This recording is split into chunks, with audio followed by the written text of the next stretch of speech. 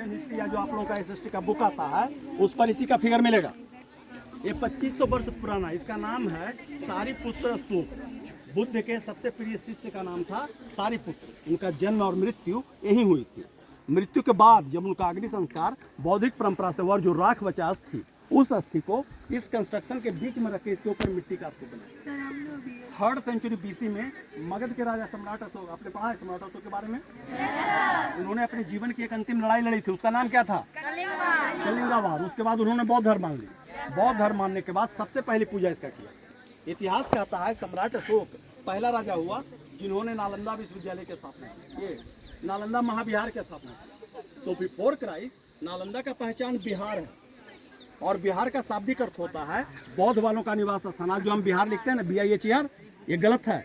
इसका शुद्ध रूप होगा BIHR, बिहार। पाली भाषा में बिहार का मतलब निवास करना, जहाँ बौद्धिस्ट मॉन्क रहते हैं। और सनातन हिंदू धर्म के अनुसार बिहार का मतलब होता है पर्यटन करना, ट्रेवल करना। जैसे आप घूम रहे हो तो आप कह सकते हो कि मैं नालंदा बिहार कर रही हूँ। लेकिन जब यह विश्वविद्यालय का रूप लिया 5वीं सदी में, तो ईंटे से पहला कंस्ट्रक्शन कुमार गुप्त ने किया। ईंटे से बनने के कारण जब इसके आकार और ऊंचाई बढ़ा के सीढ़ी बना दी। नीचे का जो पहला सीढ़ी देख रहा है ना, वो है कुमार गुप्त का। दूसरा सीढ़ी हर्षवर्धन और तीसरा द्योपाल। जैसे बिल्डिंग बना है एक ऊपर दूसरा तीसरा, उसी तरह से 3 राजाओं का 3 सीढ़ी। लेकिन इतिहास कहता है कि इस स्तूप का कंस्ट्रक्शन 7 टाइम्स 7 राजाओं ने किया।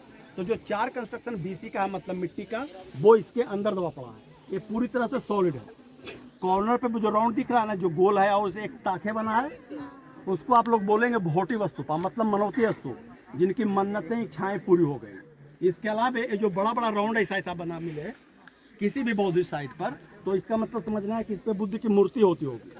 और जहाँ स्क्वायर रहेगा वहाँ पे कुछ रेक्टेंगुलर कुछ स्क्वायर शेप मिलेगा। रेक्टेंगुलर पे सीनियर, स्क्वायर पे जूनियर बैठकर पूजा किया और ध्यान लगाया। इसके अलावा कुछ प्लेन राउंड मिलेंगे, छोटे छोटे गोल आकार मिलेगा सर्कल जैसा, तो उस राउंड को बोलते हैं मेमोरियल। मेमोरियल का मतलब हो गया जिन विद्यार्थियों का निधन पढ़ाई के दरमियान, क्योंकि उस समय पढ़ने के लिए काफ़ी दूर दराज से आते थे, कम्युनिकेशन आपके यहाँ नहीं था, तो वैसी स्थिति में उनका अग्नि संस्कार किया और उन्हीं के अस्थि को रखकर छोटे छोटे राउंड बना दिया, जो मेमोरियल कहलाया। इन्हीं सभी कारणों से ये पूरा का पूरा परिसर आज बौद्ध धर्म वालों के लिए सबसे पवित्र है। आप लोग मंदिरों के हिस्से में बैठे हैं चैत्य एरिया में। उस जमाने में यहाँ 5,000 मंदिर था। इसका पहचान मंदिरों के शहर के नाम से होता था। लेकिन एक स्क्वायर की खुदाई में 6 टेम्पल और सारे टीले हैं, मिट्टी और ईंटे के सिवा वहाँ कुछ नहीं। जो मिला है रिमेंस वो म्यूजियम में रखे हैं, लेकिन म्यूजियम फिलहाल बंद है क्योंकि मेंटेनेंस का काम चल रहा है। इसलिए आप लोग म्यूजियम नेक्स्ट टाइम आइएगा तब देखिएगा। जिन विद्यार्थियों का एडमिशन हो जाता था उनका रहना सहना खाना पीना सारा फ्री ऑफ कॉस्ट, कोई चार्ज नहीं। और ये व्यवस्था राजा के द्वारा होता था। जो राजा 200 गांव का रेवेन्यू खुद लेते थे वो नहीं लेकर डोनेट कर देते थे विश्वविद्यालय के नाम, और उसी से सारी व्यवस्था विश्वविद्यालय का हुआ करता था। ये है यहाँ का मेन और बेसिक इन्फॉर्मेशन। ये है बच्चों यहाँ का मेन। अब आप लोग फ्री हैं,